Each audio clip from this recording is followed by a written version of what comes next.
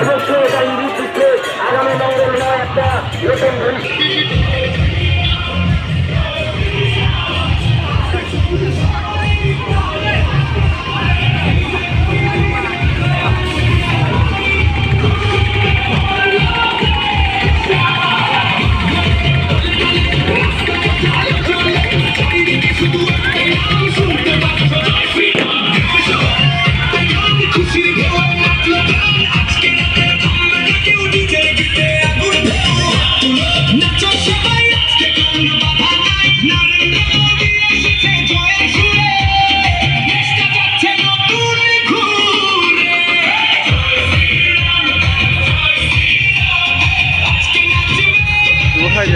নতুন সালে বিধানসভায় বিজেপি জেতায় এখন বিজয় মিছিল হচ্ছে।